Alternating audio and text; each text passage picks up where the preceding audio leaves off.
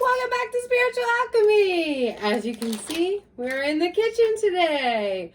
We're focusing on body, okay?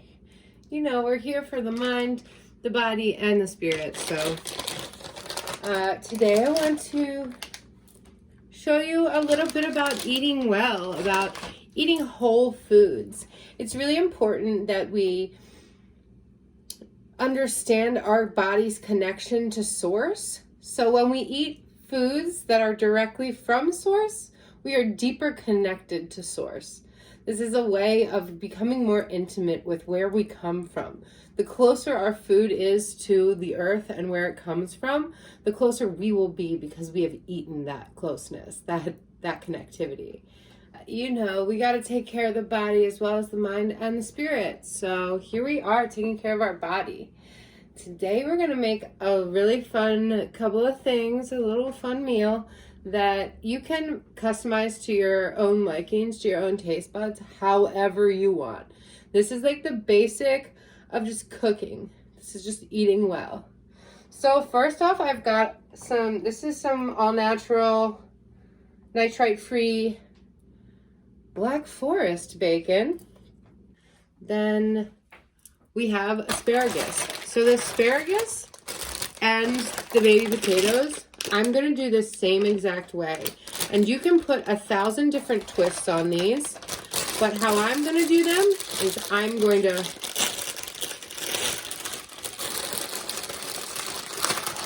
first take my asparagus. Most people will just put their asparagus down on the board and chop, right, to get the ends off. But here's the thing. I'm going to take 3 as an example. That one breaks there. This one breaks there. That one breaks there. So they all break at a different point. So you really, if you're not cooking for 40 people, if you're just cooking for yourself, take the time to take them 3 at a time and just snap them. Let them break where their natural break is, because that is where they get tough. It naturally breaks where it gets tough. So snap all your asparagus. So I'm going to put up my asparagus on a plate. I'm going to just give it the teensiest bit of olive oil just to get something for the salt and pepper to stick to. So I'm going to coat that a little bit. I used the tiniest bit that I possibly could because I just want my seasonings to stick to it. So I'm actually not going to use salt. I said salt and pepper, but it was just out of habit. I'm going to use a little bit of Fox Point seasoning, which is a lovely seasoning from Penzeys. I'm right in front of the blower. So I'm just going to use a little bit of Penzeys Fox Point. Toss those up. I'm going to crack some fresh black on there. Fresh cracked black pepper. Not go over the camera while I grab it. So here's a fun trick that people always like laugh at me for doing. And they're like, oh, I've never seen that. Just grind it with the top on. And it's like, there you go. You got like your little serving. And you can very easily just shake it on there. I don't know why I do it that way, but I like it. So we got our black pepper, our Fox Point, and then we're just gonna take I think I'm gonna do 3 each. I'm gonna do 3. Let's see how 3 per slice goes. Maybe 4. Maybe if you have 4 in there. So let's do 4 bundles of 4. And we're just gonna start at the top and wrap that around all the way, and then put that on one of my trays. I have more trays under here. I love small trays, especially when cooking for only a couple people. Smaller trays, easier to do the dishes. Those big ass trays never fit in the sink anyway. So these are called sizzle plates, sizzle pans. You can get them at most restaurant supply stores, or if you're lucky, just go to a Savers and you'll find a stack like I did. Again, we're just gonna wrap our 4 pieces of bacon in our slices of around our asparagus. We got 4 more. I'm gonna start at the top. I like to start at the top. The last one I did backwards and you saw it didn't quite cover the tip. So I like the tips to get covered because they cook the fastest. So it's okay if your ends stick out though.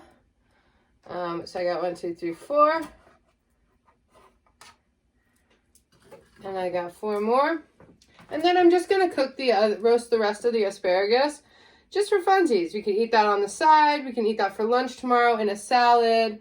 You know, when in doubt, just cook it out. Cook it all and you'll figure out what to do with it, or you just have it as a snack. So I'm gonna do that. I'm actually gonna stack these on this plate with this. Then that one's ready to go in the oven. This plate is ready to go in the oven. We're set at 400.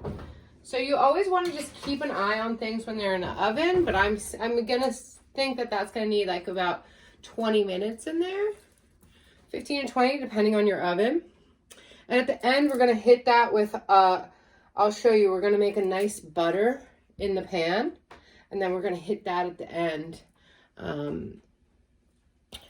And it's going to infuse a lot of nice herby flavor into it. I've got some scallions here chopped on my board. Scallions. And then we'll finish with that too, and that will add like a nice burst.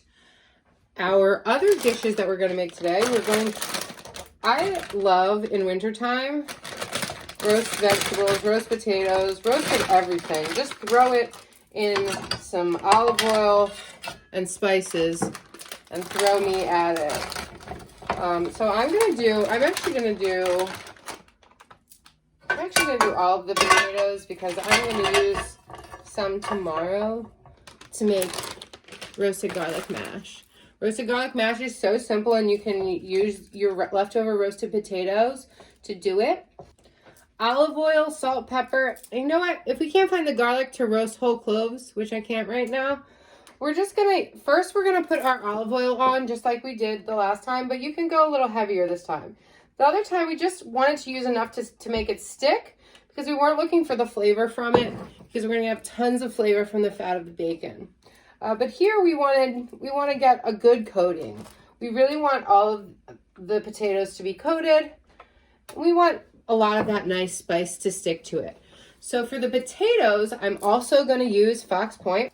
And toss your potatoes like I didn't, but toss your potatoes before you start tossing your herbs. That will help it coat and help the herbs stick to it. We are also going to add fresh black pepper just like we did on our asparagus. But then we're going to add something a little bit more delicious. Parmigiano. So you can use either Parmesan or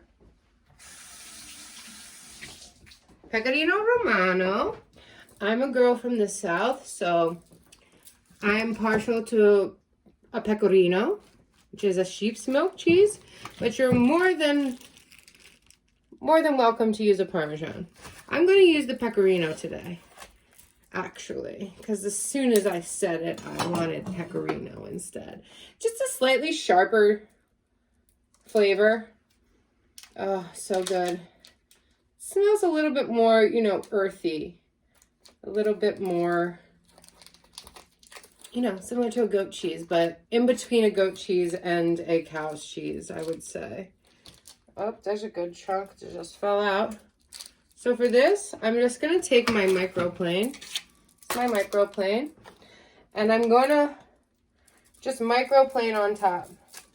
And these little shreddies, these little microplaned gratings, are gonna get so nice and toasty and crispy on there. I'm going to do like one flip turn and then do the other side a little bit, and bam, these are ready to go in the oven. I'm gonna leave my other plate just plain. You know what? Cheese is not gonna hurt our mash. But tomorrow, when I want to make my mash, I will just take these potatoes out, my leftover potatoes, get them to room temperature, and Once they're at room temperature, I'm gonna heat them up with a little bit of milk or cream on the stove, whatever, non-dairy is fine. And then I'm gonna just puree in some already roasted garlic. So you can roast garlic whole or whole cloves of garlic just in a vessel submerged in oil. It's so easy. It's one of the best things ever. So now that I've got everything nice and lubed up, we got our nice delicious pecorino romano. We're gonna pop these in the oven too. Those are probably gonna take a little bit longer. If you have a convection oven, maybe like 30 minutes, but probably closer to 40. So we're gonna have some time. In the meantime, while those things are in, while they are cooking. And you'll do a better job of timing it out. So I should have put those potatoes in 20 minutes ago, but I wanted to show you guys how to make them. So everything will be ready when it's ready. And actually all of these things are great elements of a meal themselves. Like you could totally have just like that plate of bacon wrapped asparagus for dinner if you're a solo person like me. Or, you know, if your roomie's home, like Morgan will be in a little while, you can do whatever. So next up I've got grilled lettuce. I love grilled lettuce this time of year. One of my favorite things. And what's better to go with romaine lettuce on a cast iron than a little bit of Caesar? Yep, that's the burner that doesn't like. It's okay. We'll light it ourselves.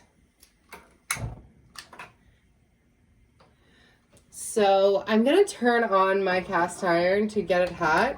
Now that I'm not doing any other cutting or prepping over here on the stove, I'm ready to get my cast iron hot.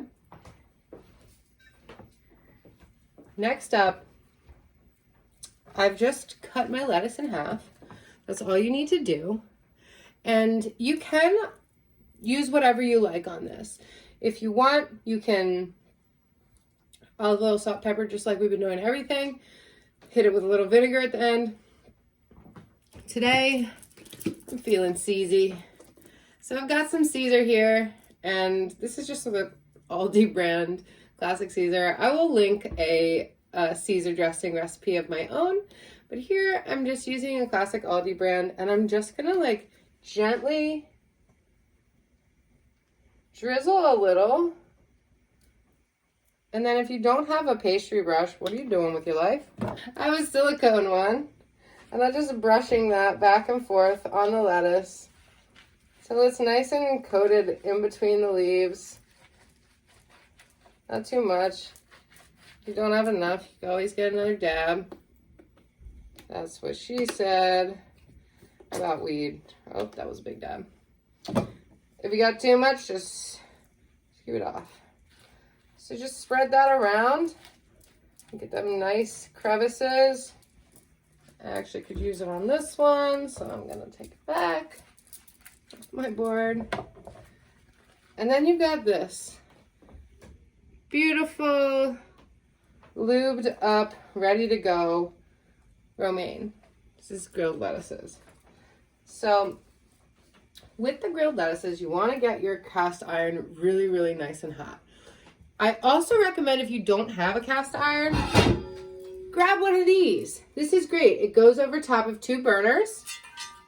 It's a griddle on one side and a grill on the other. I said those words wrong, but you know what I meant. And when we're finished this, we're going to finish it with just a little bit of crushed breadcrumbs on top. I also highly recommend a little bit like fried onions on top. Really amazing. So right now I'm getting my pan pretty screaming hot. You see the bits of food that I left on there from last time are starting to cook. So I know my pan is getting really hot. And you'll know too when you hear that. The most beautiful sound you could ever hear from a cast iron pan. I'm going to quickly baste the back of I'm going to put both my guys in. I'm going to scoot him over, put this guy in. And then I just dabbed enough on for both of them so I could baste the back of my grilled lettuce as well. So the key with grilled lettuce is you want it really hot because you don't want to be grilling it for long. You just want to char it and get those nice grill marks on it so it's still crisp and fresh in the middle. So I'm only, a lot of times I don't flip it at all. I only grill the underside, but today I'm going to flip. And we'll see. Just so you get those nice char marks in there.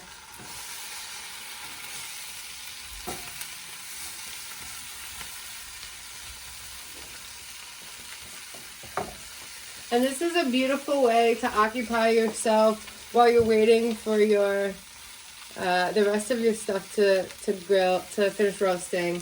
And we got a ways to go. So I'm going to plate this up, show you what I do on the top, and then going to tell you bon appetito. As you can see, it is really smoking.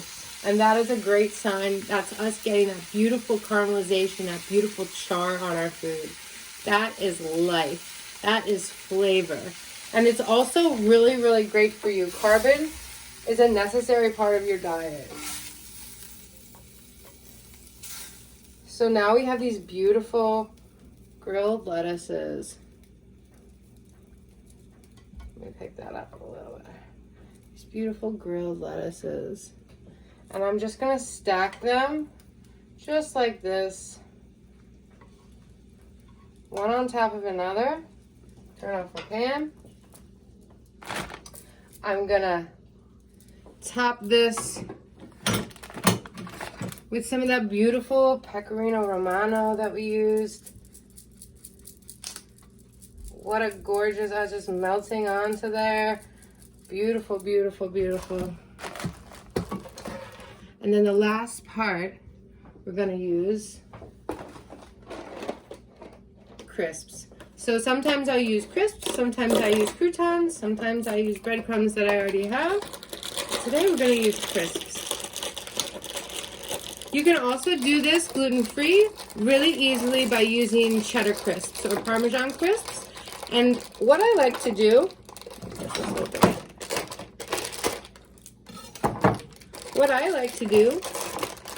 is just take a few. Just take a few like this in your hand and then just crush them over top. It makes it really easy for you to get like some in every bite. I'm gonna finish with a little bit of spring onions. And there she is, baby. I hope you guys have an amazing meal. Thanks for hanging out with me today. And bon appetito! Just returned from the garden with a little bit of fresh herbs. So we have our pan here from where we grilled our lettuces, which are right here next to me. I'm still eating them. I have dropped some sort of crumb that I have now stepped on and ground into the ground. So I'm gonna light this burner again, which I forgot doesn't light. And be safe, kids. Remove things that are plastic from getting hot. So I've got some thyme and some sage here. This is thyme, and here are my little sages. So I am going to first start off with a dab of olive oil. And I want that burnt stuff. I want all of those crispies that are on the bottom of that pan right there. So I'm going to keep that. So I'm just first infusing. I put oil in because I want to lower the temperature, the burn point. I'm also going to put butter in. If you're like me and you like spreadable butter, you either leave your butter out on the counter. Actually, I think I have some counter butter. I would rather use that. Either you leave your butter out on the counter like this, or you might have one of these. But these have canola oil in them, so be warned.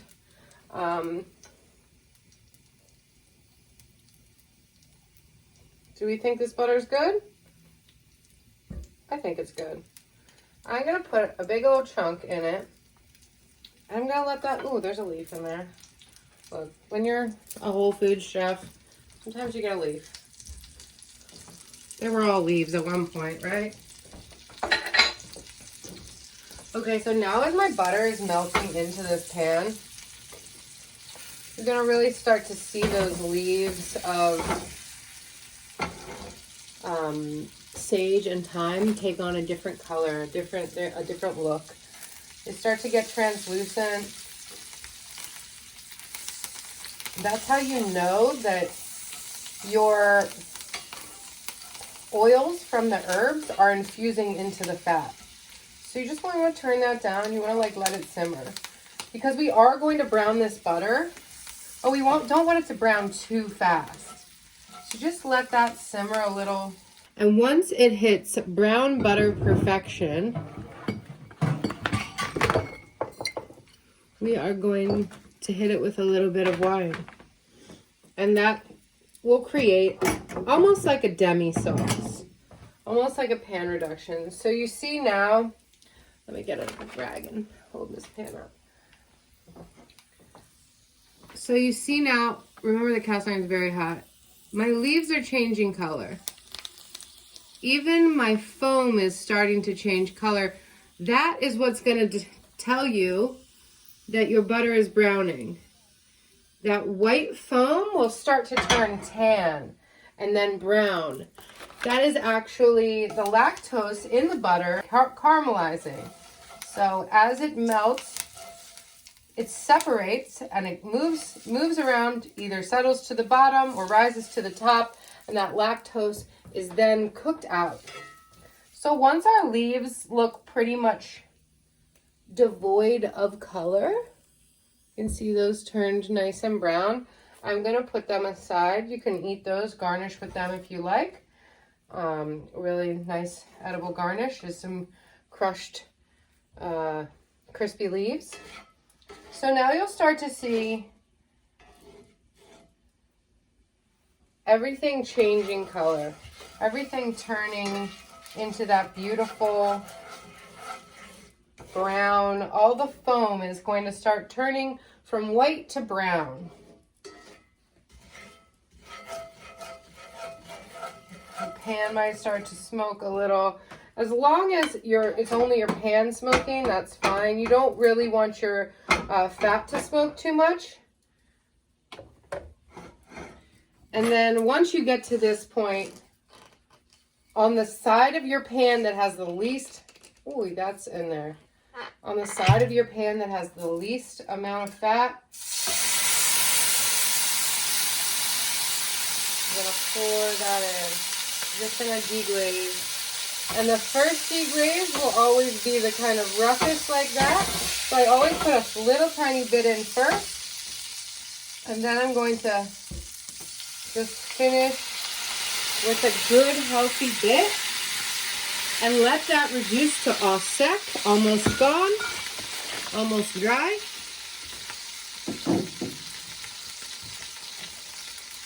And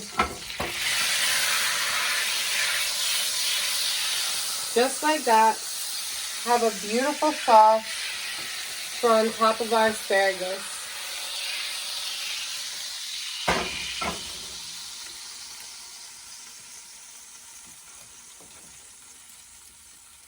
This is good on everything. Try it with your next dish. Let me know how it goes. Bye!